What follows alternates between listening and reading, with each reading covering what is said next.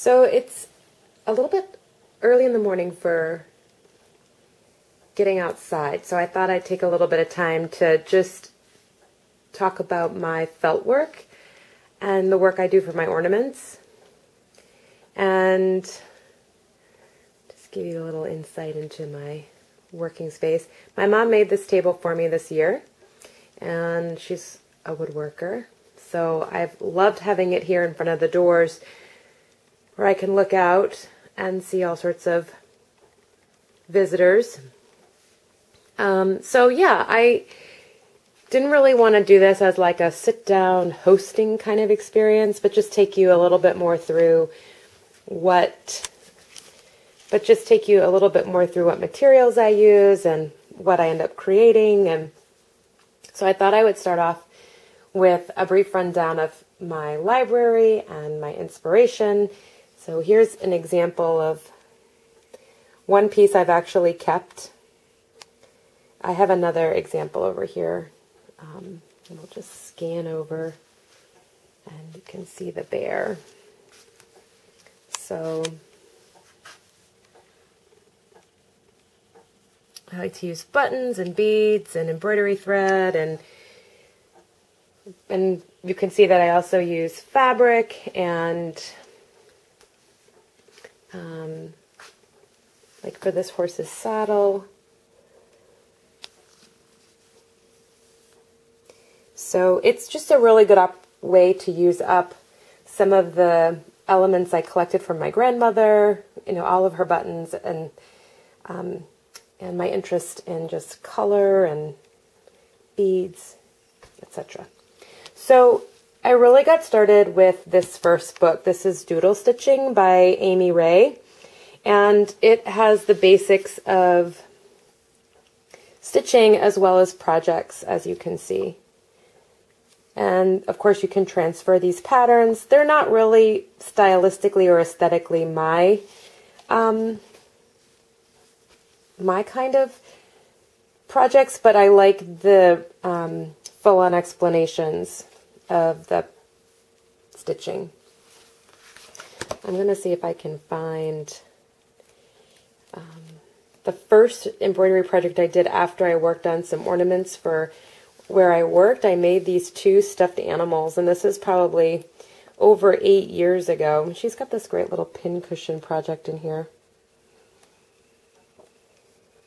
Embroidering on denim. So there's a lot of good ideas and inspirations, but not everything is my personal cup of tea. But she's got these two stuffed animals. Here they are. I made these forest creatures. I made the raccoon, and I made the owl for a baby gift set. So that was really helpful if you're interested in just getting started and want some patterns to trace, to learn how to transfer, tools, etc. So I also have Yumiko Higuchi. I have her Year of Embroidery. This is a different artist. This is Noriko Kamaruta. I've talked about Teeny Tiny Menagerie before. Both of these Japanese artists, they're just really sweet, fine work. These might be fun for just plugging into, well, anything really. So that is Teeny Tiny Menagerie, and then Year of Embroidery, simply stitched with applique and simply stitched beautiful embroidery motifs with projects with wool and cotton.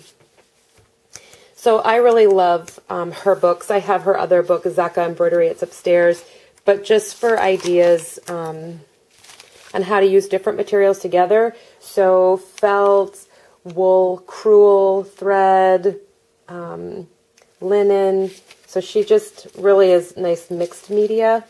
And then her patterns are really beautiful as well in design. These are a little bit more involved, but once you know the stitch and you follow the line, it really is just about sitting with it. One of the other first books I got was the Scandinavian Needlecraft by Claire Youngs, and this has a lot of beautiful motifs and ideas in it. I actually stitched these slippers, and there's baby items, there's home goods, but again, it just really has a lot of beautiful motifs to use and employ in other garments or, you know, home decor, etc. Felt Weave Folk by Sally Maber. I love looking at these books. The stitches are inspiring. The use of medium is inspiring. So again, this is more focused on making these fairy dolls, but I just love looking at how she's put things together, and I've made these dolls as well. They're really fun and intricate. So I would recommend both of her books, Felt Weave Folks and Felt Weave Folk New Adventures.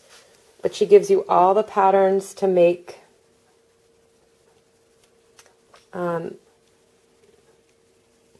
these items. You know, there's fabric, there's felt, there's beads, there's acorns, wool, and it is a great way to get to know your stitches and use them for different decorative elements.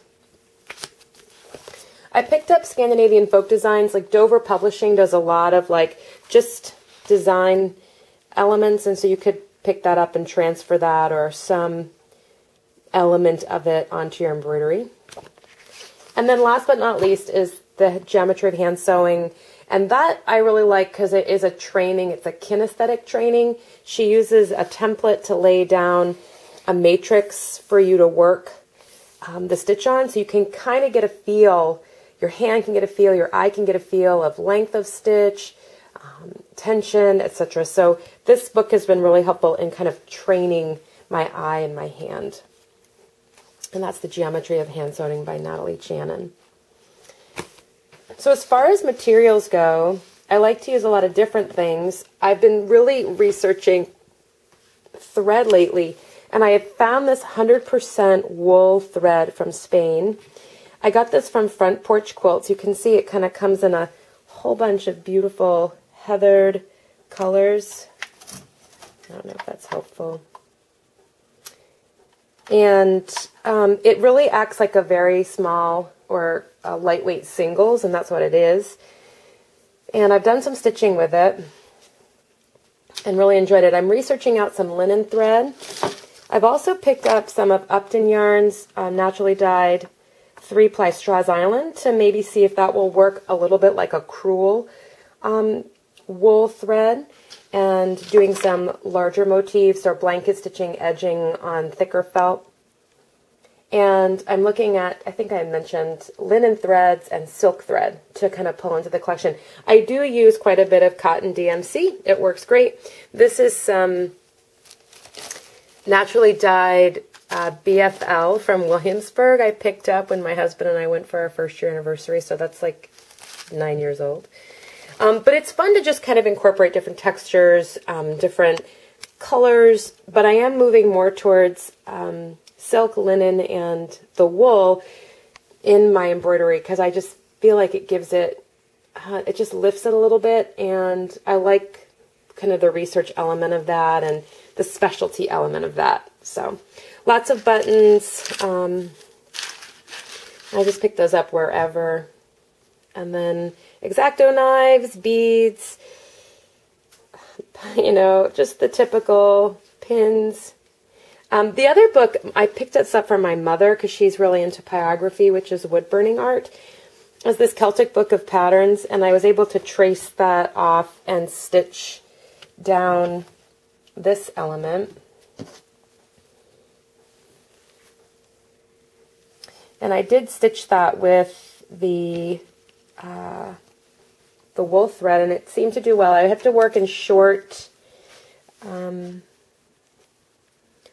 stints because if the more you pull, obviously, the more braided it becomes coming through the fabric and the needle. But yeah, so this is a work in progress. Here's just a few other examples I happen to have close by of you know, design work, and I don't know, I just futz around. I don't really transfer patterns onto the ornaments, but I'm going to probably do a little bit more work on the banner that I have going with the Celtic knotwork. Here's some more fiddling. This is a patch I made at Wool Scouts this year from Flat Island fleece, and I'm just going to embroider on it and then stitch it onto a bag or something. But here's some stitching I did with the felt, with the wool.